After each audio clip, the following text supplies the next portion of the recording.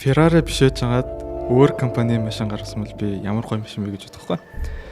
Тэгсэн чи Ferrari ийм машин гаргачаар үгүй энэ бол ерөөсөө Ferrari биш л гэж бодсон юм.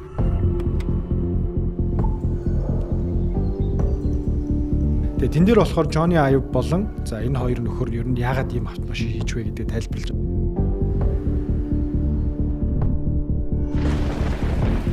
Цахилгаан машин хийвэл тэгээ уусаа хүмүүс дургуцыг мэдчихсэн анханасаа тэмүүтээ яг өөрсдөөсөө жоохон холдуулахын тулд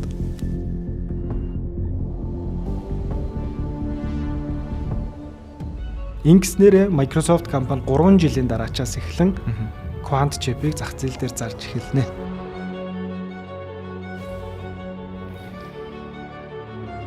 Сайн байцгаана уу интернетийн технологийн орхотнуудаа Tech Forum podcast-ийн шинэ дугаарт давтан морил 2-7 хоногийн хугацаанд технологийн салбарт олон маргаантай үйл явдлууд боллоо. Тэгэхээр энэ талаар Амка битээр ярилцахад бэлэн болсон байна. Өдрийн мэндийг хүргэе Амка. Битээрийн хамгийн ихэнд ярилцах сэдв бол за автомашины салбарыг тонцлогч байгаа нэгэн загвар байгаа тийм. За Ferrari Luci энэ бол 2-7 хоногийн өмнө танилцуулагдсан загвар. За өнгөрсөн 7 хоногт бид шинэ дугаараа бичээгүй байгаа учраас ер нь яагаад энэ загвар тийм их маргааныг дагуурлах болов? За Ferrari-гийн хувьцаа бас яагаад ингэж огцом унах болов гэдэг зүйлсүүдийн талаар ярилцах болно. За мөн цахилгаан автомашины салбар болон спорт автомашин ер нь цаашдаа хэрхэн яаж хосолж явах юм бэ гэдэг талаарх өөрсдийнхөө байр суурийг битээр хуваалцах болно. За үүнээс гадна энэ 7 хоногт хоёр том технологийн компаниудын арга хэмжээ олсон байгаа. За би өмнө нь хэлж байсан хаврын улиралд технологийн салбарын хөгжүүлэгчдэд зориулсан арга хэмжээ зохион байгуулагддаг. Тэгэхээр хөгжүүлэгчдэд зориулсан арга хэмжээ бол шинэ нээлт, шинэ функц, за шинэ бүтээгдэхүүн гэхээс илүүтэйгээр шинэ боломжууд маш их байдаг.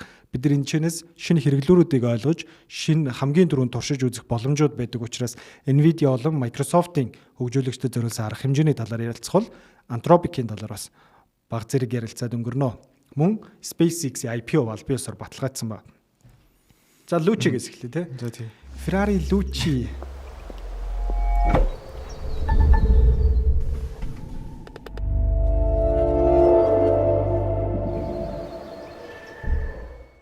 интерьер дизайн гарахад бол хоёлаа ярьжсэн шүү дээ.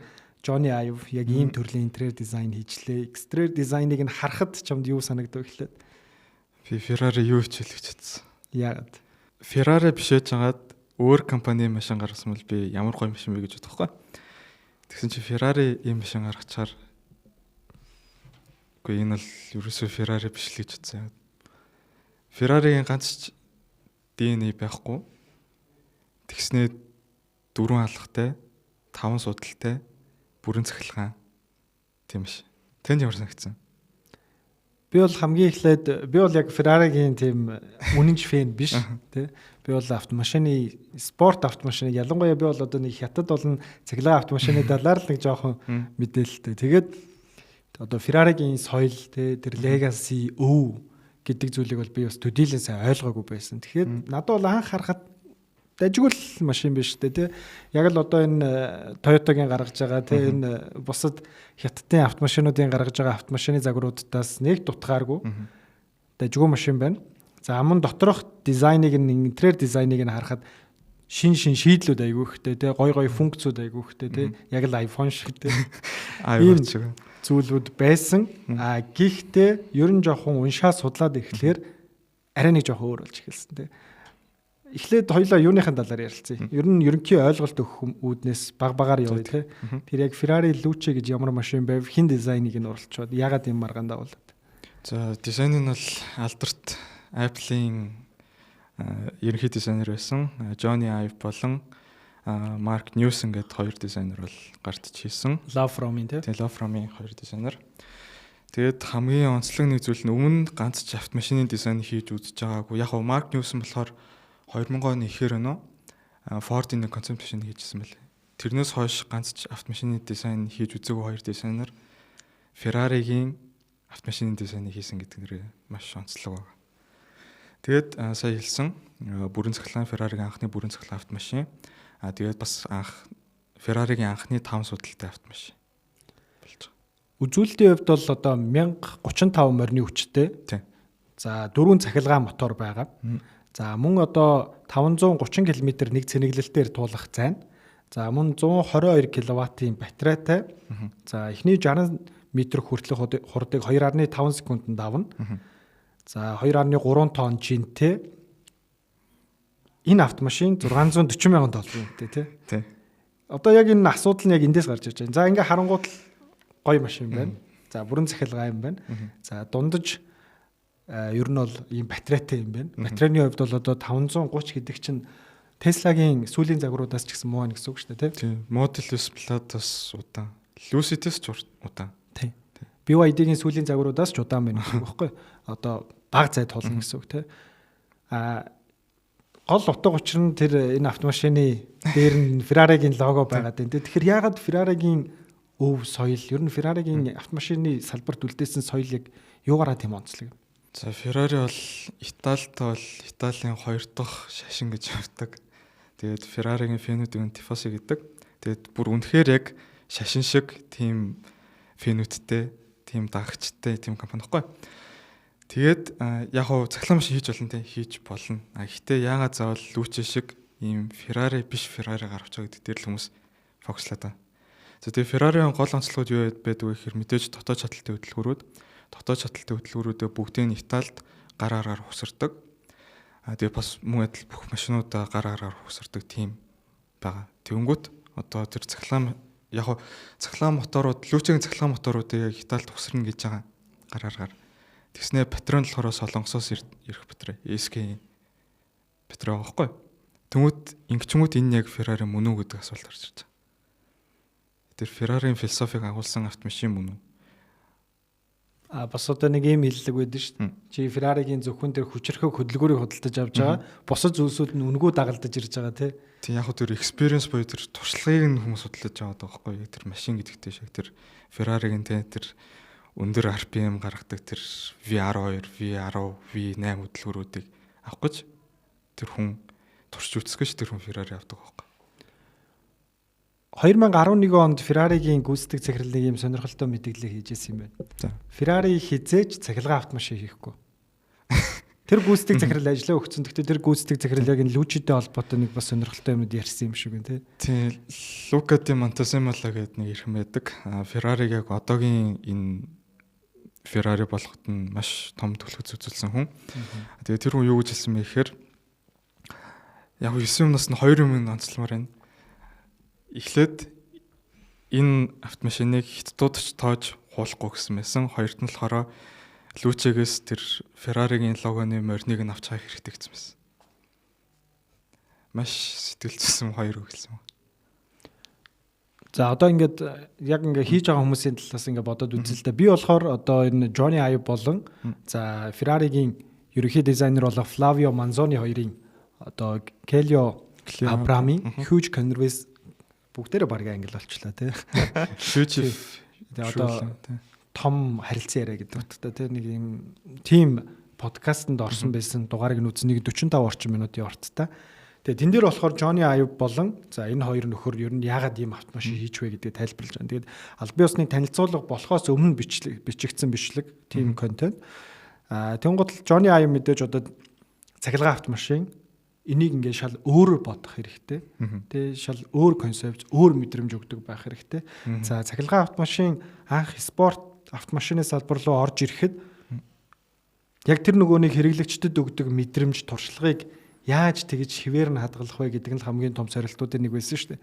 Тэнгуул хүмүүс зарим автомашин үйлдвэрлэгчид хуурамч дуу зохиож үзсэн тий. Одоо хөдөлгүүрийн дууг ингэж хуурамчаар эсвэл зарим нэг одоо аэродинамикийг нь нэг ашиглахгүй ч гэсэн ингэж заавал байлгадаг ч юм уу тий. Тэнгуул Johnny Ive-ийн хийсэн юм болохоор хэрэглэгч нар маш ухаантай.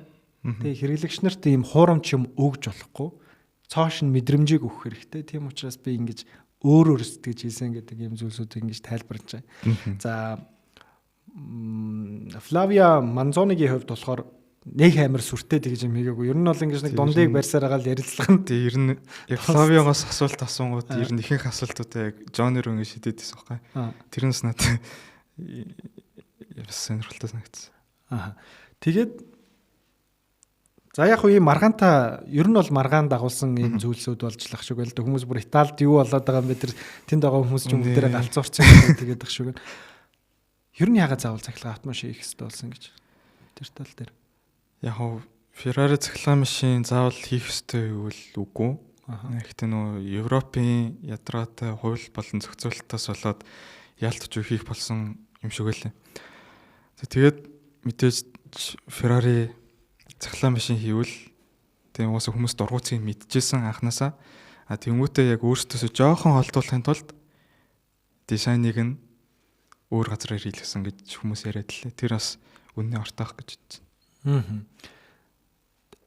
2025 онд 13,640 ширхэг Ferrari зарагдсан юм байна зөө. За үүний 81% нь Ferrari эзэмшигчд LED Ferrari-тай байсан хүмүүс.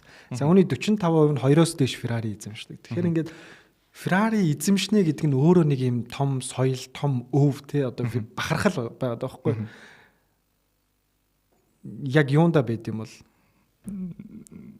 саяс нэг ихэнх хүмүүс нь 2 болон түүнээс дээш Ferrari гэдэг. Энэ дээр болохоор нөгөө Ferrari чинь яг limited тийм хязгаарлалт тоотой маш ховор машинуудаа заавал нэг тодорхой тооны Ferrari авсан хүмүүстэй л зардаг.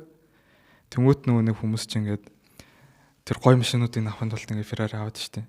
Энэ яг ингээд нөгөө Ferrari донтохгүй шалтгаан болдог гэж ярьд юм бэл хүмүүс. Ferrari донтох тийм юм байд юм уу те? Тий.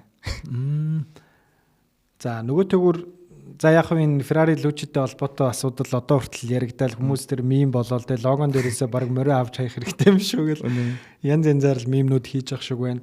Ер нь цахилгаан автомашин, спорт цахилгаан автомашин ямар хөө байх ёстой гэж бодож чинь. Чиний хувьд одоо хамгийн одоо би өөрөө уг нь Ferrari Luce-г хамгаалъя гэж бодож подкаст эхлүүлсэн даач. Ганах руу бичлэг явуулсаар хаад өөрийнхөө тал руу жоохон оруулсан байна. Даач тэгтээ хамгаалах юм нэх байсангүй тий. Тэгээд нөгөө хүмүүс бас юутай харьцуулаад байна гэсэн чинь нөгөө Rolex-тэй харьцуулж илээ. Rolex Smart цаг гаргана гэд Rolex-ийн логотой Smart цаг гаргаснаа тэрийг яг өөрөөсөө хууламжлалт механик цагтай адилхан үнэтэй магадгүй тэрнээс ч үнэтэй үнээр үнэлүүл бас юу болох вэ гэдэг. Тэндээс 10 жилийн өмнөх Apple Watch-ыг илүү үнээр авах уу тий? Эсвэл зүгээр Apple Watch авах уу? Зүгээр хамгийн сүүлийн үеийн Ultra-г авах уу тий? Одоо Ferrari дээр тий? Ferrari Luce-г авах уу эсвэл зүгээр Tesla Model S авах уу?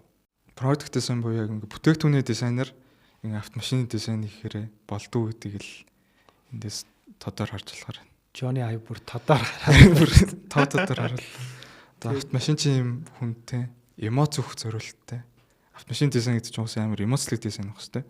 Тэнгүү тэрээ зүгээр ингээд энгийн тий одоо энэ гар утасны дизайн хийдэг хүн бүх тэр эмоц өгдөг хасаад зүгээр ингээд технологийн бүтээгдэхүүн болгочоор ямар байдаг л Luce-с харж болохоор л.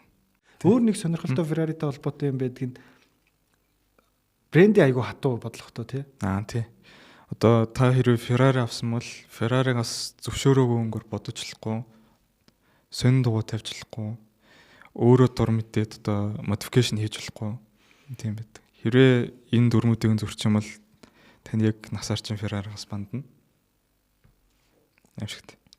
Мөн Ferrari-г албан ёсны дилерээс худалдаа авсан тохиолдолд 1 жилийн туршид зарж болохгүй. Тийм, дамлан зарж болохгүй.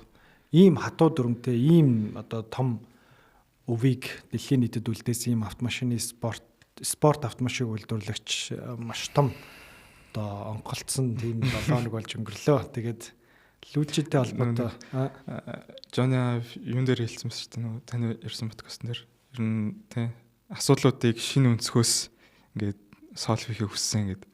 Тэгсэн чинь нөгөө интернет дээр хүмүүс Ferrari чинь тий ямар нэгэн тэр асуудлыг шийдэх гэв шүү дээ. Ferrari чи өөр асуудал ахгүй гэд бас ярьж ил. Тийм байна. За AI-тай холбоотой зүйлсүүд рүү орцгоё. Автомашин дээр ийм Luce-гээ хэрүүлэл одоо үргэлжилсээр байна. Тэгээд ер нь дуусахгүй байх юм нэрэл. Энэ нэлээ үргэлжлэх баг тийм. За AI-тай холбоотой хамгийн ихний мэдээлэл бол за 2 ивент болсон байгаа. Ивентээс өмнө Anthropic зах зээлийн үнэлгээгээрээ OpenAI-г гүйцэж 900 гаруй тэрбум долларын үнэлгээнд хүрлээ. Дэлхийн хамгийн өндөр үнэлгээтэй AI стартап Anthropic болж байна. За энэ нь бол мэдээж одоо cloud-ийн ичэдтэй холбоотой тий хамгийн сүүлд танилцуулагдсан 4.8. За Mythos холбоотой ахаад нэг юм сонин зүйл бас 7 хоногт хэдхэн цагийн өмнө гарлаа. Тэр нь юу байсан бэ гэхээр Америк нэгдсэн улсын зохицуулагч байгууллагуудын зүгээс шинэ захирамжийг гаргаж ерөнхийлөгч Дональд Трамп гар үсэг зурсан. За энэ нь Америк нэгдсэн улсын технологийн компаниуд шинээр гаргаж байгаа хэмэл оюуныхаа загварыг олон нийтэд танилцуулахаас өмнө 30 хоногийн туршид зохицуулагч байгууллагууд шалгана, урьдчил шалгана.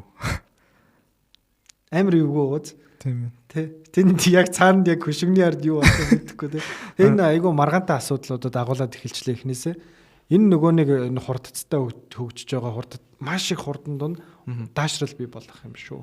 Тэгээ энэ технологийн компаниудын инновацийг араас нь татах юм шүү гэдэг зүйлсүүд ярьж эхэлж байна. За нөгөө талаас энэ Дональд Трамп ч өөрөө ийм нээлттэй бодлогыг айгүйх сурталчилдаг хүн байж яагаад ийм зүйл гаргаад ирвэ гэдэг зүйлсүүд ч бас айгүйх яригдж байна. Тэгээ энэ мэдээж одоо аль биесээр хэрэгжиж эхэлнэ. Тэгэхээр энэ яг зарим нэг шинжээчдийн үзэж байгаагаар тэр антропикийн митостой холбоотой л гэдэг юм ярьж байна л да. Яг тэрэн шиг ийм хүчрхэг хэмэл оюуны загвар гарч ирээд үнэхээр бүх юмыг ингээ ормонгоор нь эргүүлчих үе гэдгээс бас айж ах шиг байна. Гэтээс нэг бодлын тэр шалгах нь зүг юм шүү. Жохон хэмэл оюуны хурдаас жохон татах нь. Тийм. Антропикийн нэг хэд хэдэн хөгжүүлэгчид бас өнөөдрхөн гарсан мэдэн дээр болохоор AI-ийн хөгжүүлэлтийг ер нь жоохон багасгах, удаашруулах хэрэгтэй байна те. Ер нь бол тоормос дарах цаг нь болцсон байх шүү гэдэг юмнуудыг анхааруулж ил. Тэгээ хоёр ивент боллоо. Microsoft-ийн build арга хэмжээ болон за Nvidia-гийн GTX арга хэмжээ 50-нд болсон байгаа. За та бүхэн Nvidia-гийн гүйцэтгэх захирал Jensen Huang-гийн одоо ивентийнхаа үеэр газар суугаад пив ууж байгаа бичлэгийг бол интернет дээрээс үзсэн гэдэгт бол итгэлтэй байна. Тэр бичлэг нь бол нэлээдгөө газар авлаа. Тэр ивент болсон. Тэгээд хэд хэд айгуу сонирхолтой зүйлсүүд байлаа. Юу танилцуулав? За Microsoft-ийн ивентээс эхлээд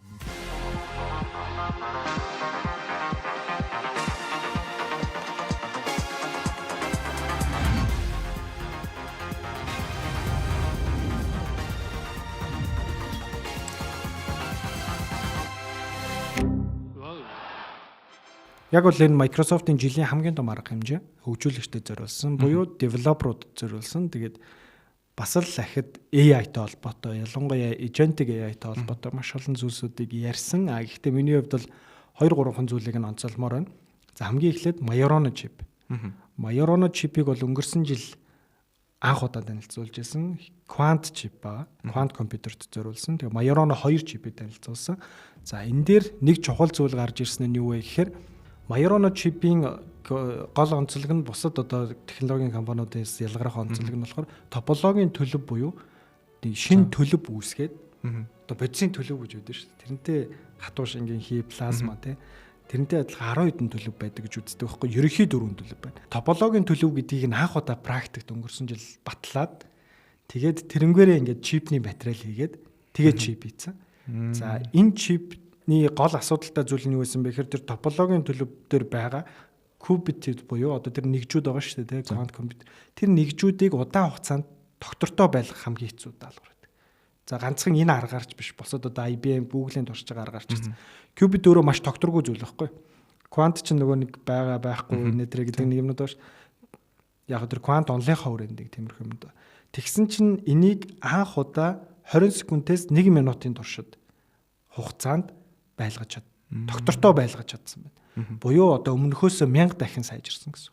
Ингэснээр Microsoft компани 3 жилийн дараачаас эхлэн Quant chip-ийг зах зээл дээр зарж эхэлнэ гэдэг ийм амар мэдээллийг яг ивентийнхаа төгсөлд ил.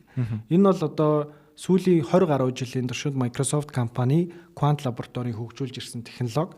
За энэ компани бол түүхэндээ 3 үүсгэн байгуулагчтай байдаг. Хизээж Quant лабораторийнхоо төсвийг таньж байгаагүй. Тэгээд энэ 20 жилийн үр дүн яг одооноос илэрч эхэлж байна. Quant-тай холбоотой нэг юм байлаа. За өөр нэг 2 төхөөрөмж гаргаад ирсэн тийм. Тэр яг юу вэ? Тийм, Project Solara гэдэг нэртэй ийм төслийн танилцууллаа.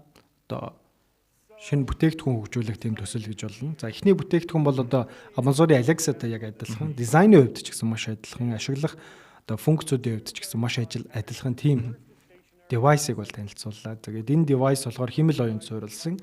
За агентийн системийн үйлдэлүүдийг хийх чадвартай. За ямар нэгэн асуултанд хариулах, даалгаврууд хийх. За мөн Alexa-гаас гол ялгаатай онцлог зүйл нь юу вэ гэхээр персонал компьютертэй буюу одоо Microsoft-ийн өөрсдийнх нь үйл системтэй хосолд ажилладаг. Гэхдээ Windows үйлдвэрлэлийн систем дээр суурилсан биш, Android үйлдвэрлэлийн систем дээр суурилсан ийм төхөөрөмж байна. Тэгээ ерөнхийдөө бол Alexa-тай адилхан ийм төхөөрөмжийг хийж байгаа гэж хэлж болно. За өөрсдийнх нь тайлбарлаж байгаа бол агентийн системд зориулсан цоошин төрлийн ийм бүтээгдэхүүнүүдийг бид нар зах зээл дээр гаргана гэдэг ийм зүйл байна. Тэгээ энэ нь бол надад нэг амар сонирхолтой. За нөгөөх нь болохоор бичлэгэн дээр харагдаж байгаа. Одоо ингрийн тэмдэг гэж нэрлэх үү те байж те. Тийм байж. Яг ажилчдад офс хэрэглэн зориулсан тийм байж төхөөрөмж байгаа. Электрон төхөөрөмж гэж хэлж болно.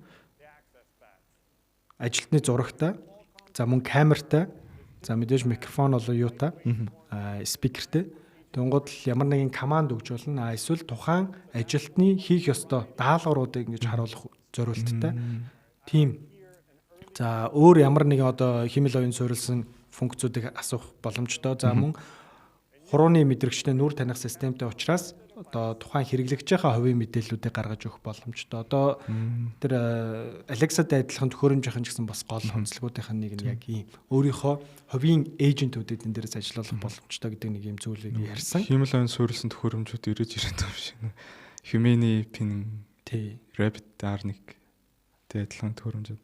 Тэгээ нэг стартап хийхгүй томчууд л хийдэг болж таарлаа. Яг хөө санаа нь бол стартапуудын гой санаанууд гарч ирсэн те. Гэхдээ яг одоо технологи ингэж өндөр хөгжсөн байгаа нөхцөлд яг юм төхөөрөмжийн салбарт те жижиг стартапууд орж ир шууд цахиур хагална гэдэг өөр айгүй хэцүү юм байна л да.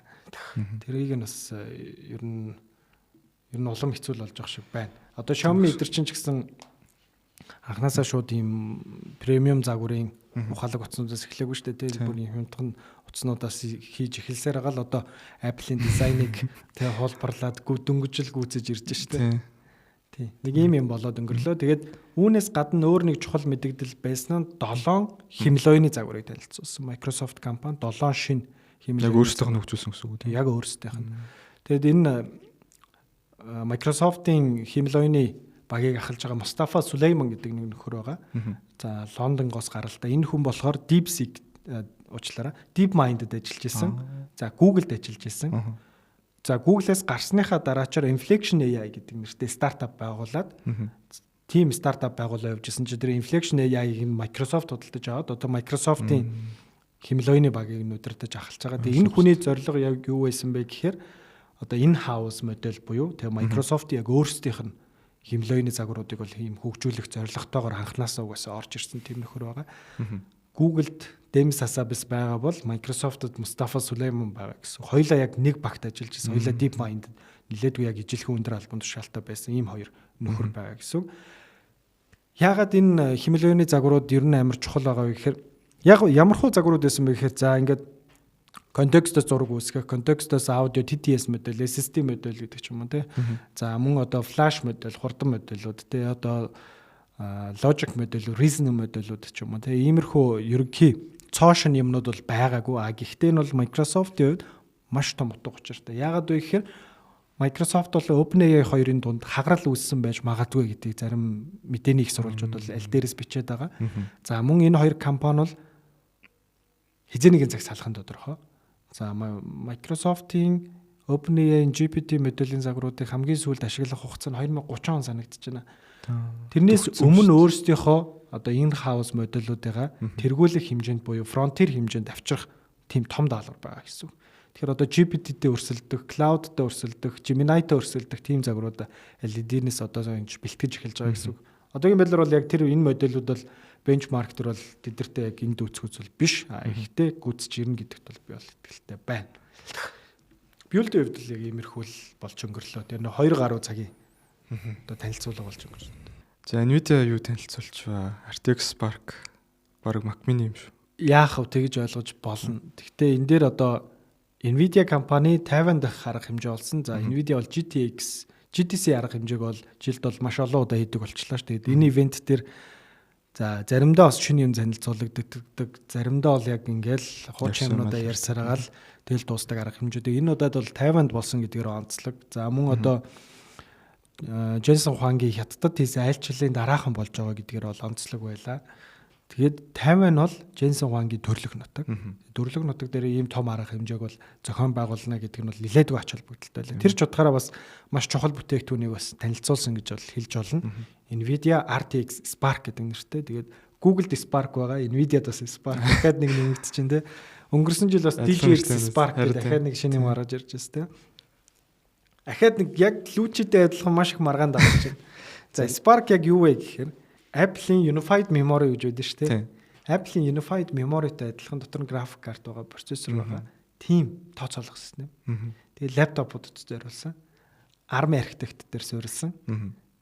Нэг талаараа юу гэсэн үг вэ гэхээр Apple-ийн MacBook-уудтэй өрсөлдөх хэмжээний тийм платформыг гаргаж ирсэн. За мэдээж одоо лаптопоо өөрсдөө үйлдвэрлэх гэж device үйлдвэрлэх компани биш. За Dell, Microsoft, Asus гэх мэтчлээ одоо энэ лаптопын зах зээлийн гол тоглогч нартай хамтарч энийг бол хийн. Хэд хэдэн асуудалтай зүйлсүүд байна. За эхнийх нь юу вэ гэхээр ARM архитектор дээр суурилсан. Тэгэхээр ARM архитектор гэдэг юу вэ гэдгийг ингэж товчхон тайлбарлаж байна. Одоогоос 6 жилийн өмнө 2020 онд Apple компани ARM архитекторээс Intel-ийн X86 архитектораас ARM-ийн архитектор суурилсан M chip рүү шилжсэн. Тэгвэл энэ ямар зүйлсүүдийг авчирсан бэ гэхээр мэдээж маш бага эрчим хүчний зарцуулалттай. За маш өндөр хүчин чадалтай. Тогноос салгацсан үед ч гэсэн хүчин чадал нь буурдаггүй. Лаптопыг ийм болгож чадсан. Ийм ч учраас одоогийн байдлаар Apple-ийн MacBook зах зээл дээр хамгийн өндөр борлуулалттай лаптоп. 6 жилийн туршид Windows үйлдвэрлэлийн системтэй MacBook лаптоп үйлдвэрлэгчид бол энийг шийдэж чадсангүй тийм. За X86 Intel-ийн X86 архитектор яагаад тийм их асуудал дагуулж байсан бэ гэхээр муу архитектор гэвэл биш. Энэ бол маш сайн архитектор. Гэхдээ асар хэмжээний эрчим хүч зарцуулдаг. Тогноос салгацсан байгаа нөхцөлд бол хүчин чадал нь буурдаг. За мөн батарейны цаг маш багтаа тий. Тэрнээс амар халдаг. Тий, амар халдаг. Тэгсэн чинь Nvidia-гийн гаргаж байгаа энэ концепт болонгууд цоошин концепт биш. За Microsoft компани яг жил гаруухны өмнө те Microsoft Copilot AI PC-г хоёлаа ярьж ирсэн ш. Нэг тийм гаргасан да те. Copilot Plus PC л. Тийм, Plus PC. Тэгсэн чи тэр яг хадаа хайцсан бэ те. Тэгвэл тэр яг юу исэн бэ гэхээр яг ийм ARM архитектор дээр суурилсан. Тэгээд яг энэ MacBook-уудтай өрсөлдөх хэмжээний компьютер байна гэдгийг бол тухайн үед бол танилцуулж байсан. Гэсэн чи Nvidia-гийнх одоо юугаар онцлог байгаа вэ гэхээр Nvidia-гийн GPU байгаа. За энэ GPU нь болохоор RTX 50 талтай. Ижил хүчин чадалтай буюу маш өндөр хүчин чадалтай байна гэсэн үг. Тэгэхээр тоглоомны график талаас за мөн одоо Adobe Premiere Pro, Photoshop те Adobe програмуудыг ажиллуулах талаас бол бидэрт айгүй гоё сонсогдож байна. Тийм. Айгүй гоё сонсогдож байна. Надад ч гэсэн айгүй гоё сонсогдож байна. Тэгвэл за тэгээд шинэ юм нь юу болсон бэ гэхээр мэдээж тогноос салгасан ч гэсэн хүчин чадал нь буурахгүй. За одоо цэнгээ барих хугацаа нь MacBook-тай адилхан 20 цаг руу дөхнө гэдэг ч юм уу те. Гэхдээ нэг асуудал байгаа нь тэр нь 128 ГБ заяа. За гэдэг нь энэ өөрөө баг base үн буюу суур үн 2500 орчим доллар болж таарч байгаа. Ийм үнэтэй. Тийм баг багтаамжтай тэгснэ. Үгүй меморийн 128. Тийм меморийн 128 баггүй. Тэгвэл санах хон 128 болчингууд л $2500 эхлэн зах зээл дээр зарагдана гэж тооцоолоо. Тэгвэл чи $2500 угаасаа зах зээл дээрээс хамгийн хүчирхэг одоо gaming лаптопуудыг авах боломжтой тий. Mac-ийн одоо MacBook Pro-гийн хамгийн сүүлийн үеийн тий ингээд хэд дахиулсан лаптоп хувилбаруудыг авах боломжтой тий. Тэгвэл энэ яг үнэхээр зах зээл дээр өрсөлдөх хэмжээний бүтээгдэхүүн байж чадах уу? За хэдүүлээ одоо Apple-ийн инновацийг дахиад нэг бодож үзье. Apple за яг уу одоо EMR ингээл явж байгаа. Тэнгуут энэ лаптоп MacBook Air $899 сурагчийн амьдралдаар байсан. Одоо сүүл дахиад $100 нэмэгдсэн ш. За MacBook Neo заяа $500 үнэтэй. Оюутан сурагчдын хэмнэлд. Efficient байдал гэдгийг бид нар эндээс харж болж байгаа байхгүй тий. Тэнгуул энэ дээр бид нар ингээд одоо жишээ MacBook Neo дээр энгийн ерөнхий үйлдэлүүдийг хийж болно. Жижиг хэмжээний баг LLM-ийг ч ажиллуулчихаар байгаа байхгүй тий. Тэгээд бодоод үз. Тэнгуул одоо Nvidia болон бусад компаниудын хийж байгаа маркетинг нь юу вэ гэхээр энэ дээр өөрсдийнхөө local LLM-ийг ажилуулах боломжтой.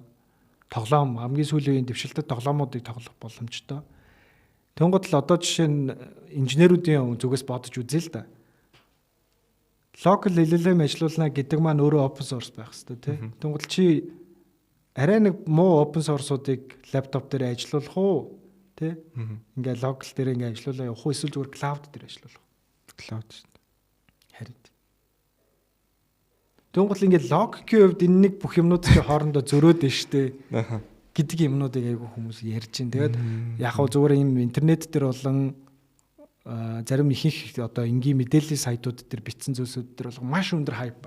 Nvidia бол одоо персонал компьютерийн зах зээл дээр маш хүчтэй том бооцоог тавилаа гэдэг гарч игтаа ч юм уу тий.